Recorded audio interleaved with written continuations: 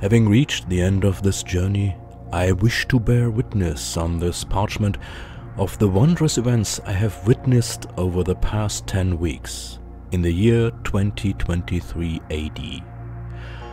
The flying spaghetti monster grant me the grace and wisdom to describe truthfully the events that took place in a remote abbey in the gloomy north of Portugal, an abbey whose name is still better kept secret.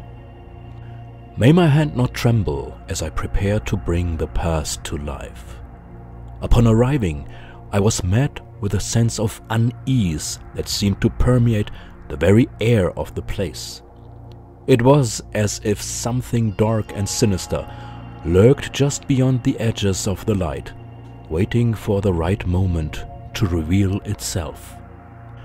As I began my inquiries, I was aided by the old librarian, who had a keen mind and a thirst for knowledge.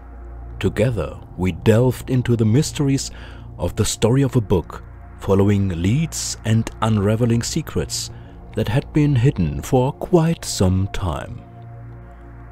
But as we drew closer to the truth, we found ourselves drawn into a web of deceit, for there were those who would stop at nothing to keep the secrets of that certain book buried. Thus began my journey, a journey that would take me to the very heart of the story and reveal a truth that was illuminating even for the times we live in.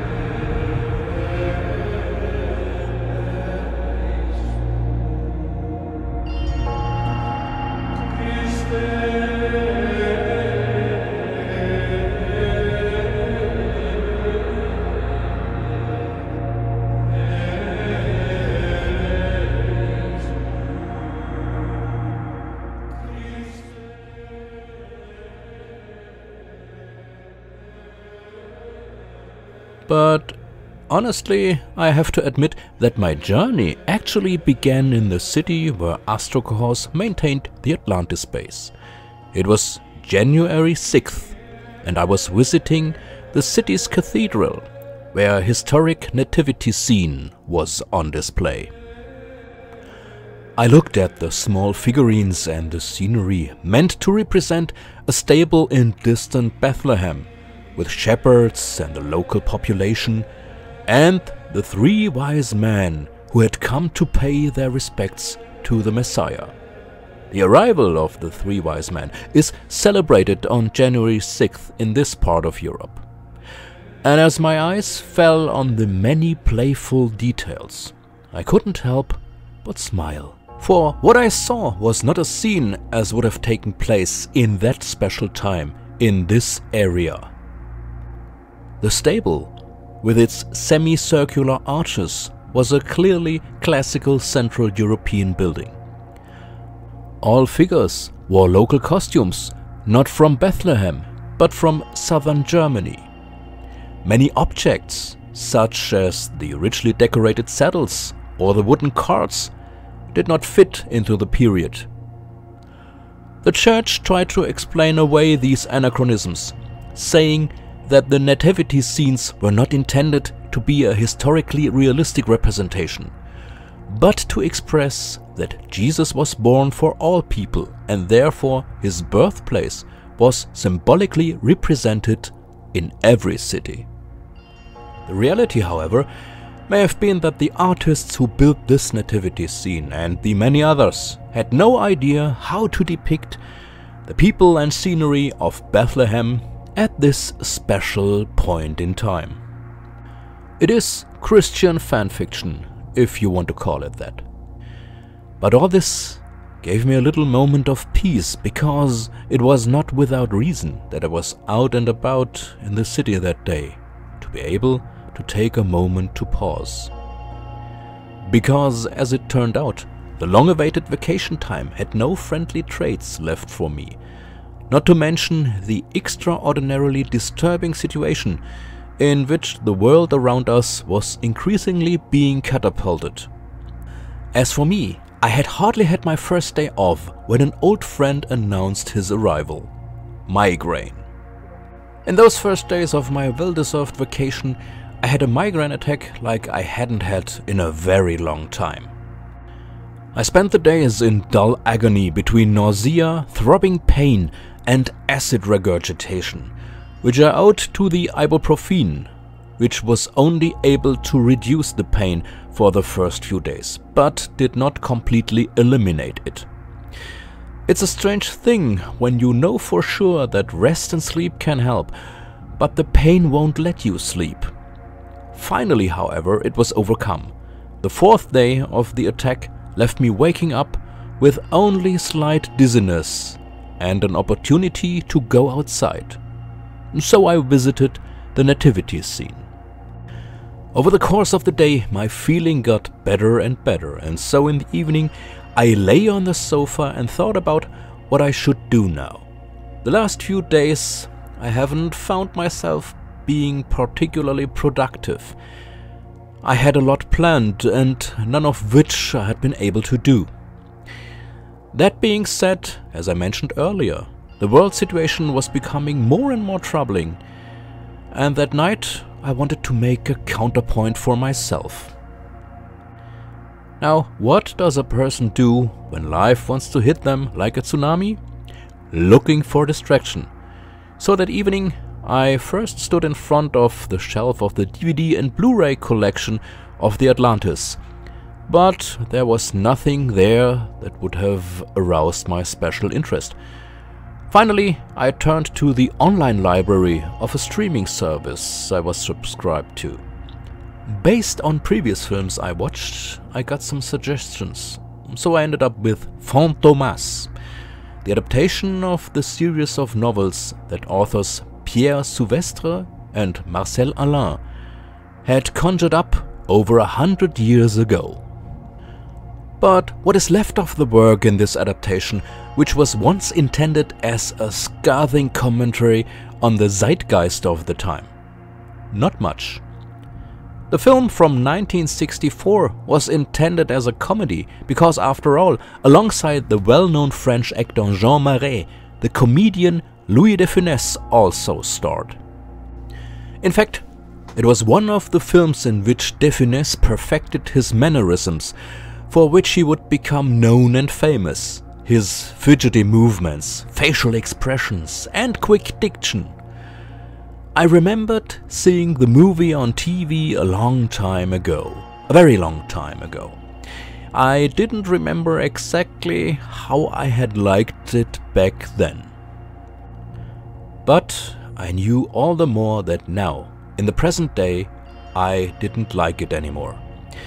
It may be due to circumstances, or that I've gotten older and more mature, or a combination of all of these.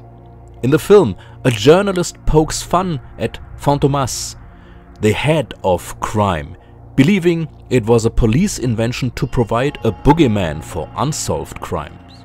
And he makes fun of him by making up an interview with Fantomas. In view of the big problems regarding so-called fake news, the twisting of the truth and campaigns, or the sheer lies and fabrications of the yellow press, I couldn't laugh about it as much as Jean Marais in his role as Fandor. That moment I realized that an important part of the film was based on a plot I had come to hate. The misunderstanding that didn't have to be. And this was the moment where I stopped the film. The misunderstanding that shouldn't be is a cliché that's actually popular in soap operas, but countless comedies are also based on it. The point is that a misunderstanding arises between two characters, which could be resolved very easily. For example, by the two characters just, talking to each other, or one character at least listening to the other. It's a lame cliché, not particularly imaginative, as it makes the characters look stupid. In this case, it was even Fantomas himself who unfortunately looked stupid here. He would only have to listen to Fandor 2 sentences more, and then it would all have cleared up. But then the authors would not have had a convenient way to advance the plot and would have had to come up with something better. If only they had done that. Anyway, I stopped the film at that point. And indeed, the memory came back that even then, when I saw Fantomas for the first time, I thought it was pretty unimaginative. But what now? Not only had my plan to distract myself gone wrong, but I had actually achieved the opposite, feeling worse than before. So I continued browsing the online library and had the next shock. I was suggested Sherlock, the BBC series that Stephen Moffat and Mark Gatiss had done. I freely admit that there was a time when I would have called myself a fan of the series, but now I have to admit that I was dazzled by the sleight of hand of the Moffat-Gatiss duo. I too fell for the promise that the show would eventually be good, which it wasn't. It didn't do justice to its great role model, the original Sherlock Holmes. Not even the film series starring Basil Rathbone and Nigel Bruce. And now my thoughts were on this series of films. The complete collection of all these films were in the DVD collection. Alone, I'd seen each and every one of them so many times, I actually thought I'd distract myself with something else. But wait, Sherlock Holmes and Dr. Watson? Hey, there was something. Marcel Proust, in his epic In Search of Lost Time, describes how the protagonist of the series is overcome by memories after tasting a madeleine, a pastry in the shape of a scallop. This impulse, the taste, brings him back to his childhood. Now, I don't know what a madeleine tastes like. I don't even know this pastry, and I didn't need it at that moment. Because the madeleine was an association for me at the moment, which brought me back to the past, not to my childhood, but to my youth. With Sherlock Holmes and Dr. Watson, I thought of a different duo of investigators who were solving a crime, even though the job of these two people was actually different. I'm talking about the monks William of Baskerville and his novice Adson of Melk, and the story in question is of course Umberto Eco's great work, The Name of the Rose. Like many people at the time, I only became aware of the story when they were preparing to shoot a film of the material. At that time I was still going to school and worked in the afternoons for the school newspaper, and The Name of the Rose captured me. I read what could be found out about the film, of course I read the book, and also some reflections on this work. Then I wanted to write an article for the school newspaper, and luck came to my aid. I wanted to illustrate the article. Well, we have already been taught about the pitfalls of copyright law back then, and so we knew that we just couldn't reproduce any picture for a school newspaper. So I did what journalists would have done in the situation. I contacted Constantine Film, the film's production company. I knew I was just a modest writer for a school newspaper in the provinces, so my concerns were correspondingly modest. All I wanted was an official permission to use the images from the film, which were printed on the film's soundtrack record. That would have been enough for me. I had no idea. Today it will no longer be possible to trace whoever was responsible for processing my request. Was it an employee of the press department at Constantine Film, a manager or a typist? In any case, whoever it was, this person took my request very seriously. It didn't seem to matter that I was just a high school student from the provinces who wanted to write an article for a school newspaper. A few days after my request, I received a large envelope from Constantine Film, which surprised me greatly. I was even more surprised when I opened it and I saw the content. It was a press book for the film and a stack of photos. The photos were official press photos, and the person who sent them to me took the trouble to select the exact photos that were printed on the soundtrack record. It was something. But I was also a little disillusioned. Well, on the one hand, my letter was taken as seriously as any inquiry from a journalist. On the other hand, I was disillusioned because that's how I found out that all these editors from those movie magazines hadn't even conducted the interviews with the creators of movies like The Name of the Rose themselves. They had taken the parts from the press book along with the most interesting descriptions. In any case, I got a deeper insight into the production and was able to design my article much better than I had thought. It even went so far as that I prepared a paper for the upcoming final exams in German, in case I had to take the oral exam, and this work about Eco's novel and his implementation would have been what I was intending to present. However, I didn't have to take the oral exam there, so I didn't need my papers anymore. In the series of things that shaped me during my childhood and adolescence, The Name of the Rose stands out a bit. It was probably also a sign that it was slowly growing up, if it was such a subject that could inspire me. Now, coming back to present day, all these experiences rose up in me like bubbles in mineral water, and I decided to bring the event to a close by crowning it with the film The Name of the Rose. But then I experienced a disappointment. So I wrote the title in the search field of the online video store and got a few suggestions, but almost all of them had nothing to do with my search. Much like William and Atzo had to navigate around the large monastic library in which the events of the story take place, I had to work my way through the suggestions. Alone, there was only one title that was really The Name of the Rose. But on the thumbnail, I didn't see Sean Connery as William and Christian Slater as Atzo, but two actors I didn't recognize. Was there a remake? I clicked on the picture and found out that it wasn't a movie. It was an entire series.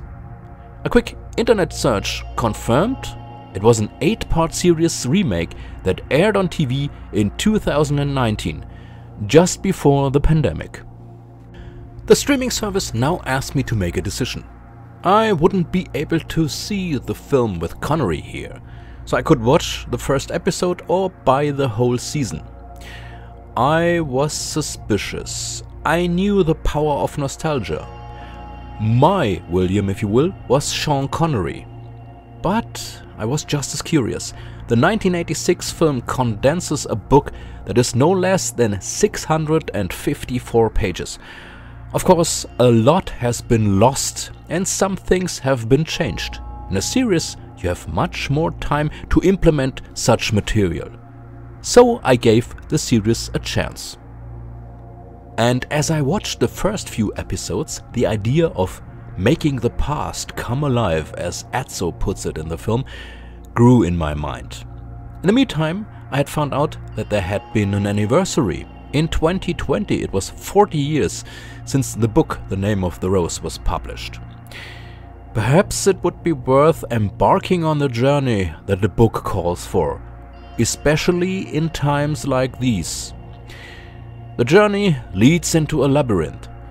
It's about books that shouldn't be read and about fanatical holy warriors who want simple explanations, which the astute William, who is oriented only to the facts, opposes. I remembered the Nativity Scene and its anachronisms, and that made my decision. I would not only go into what might be found in the novel in light of recent events in our world, but also the differences between the book, the film and this series. Because, oh yes, there were also differences in the series. I also still had the Constantine Film Press book to consult. Since I had to produce something for the ASTROCOHORS Club anyway, I would make a series out of it. The title: The Name of the Rose, through the Magnifying Glass book movie series.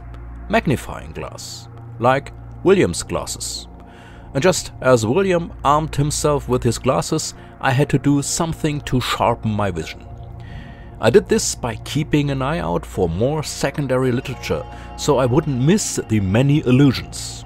And of course, as much as I remembered the 1986 film, I would also have to watch it again to make sure I was getting things right.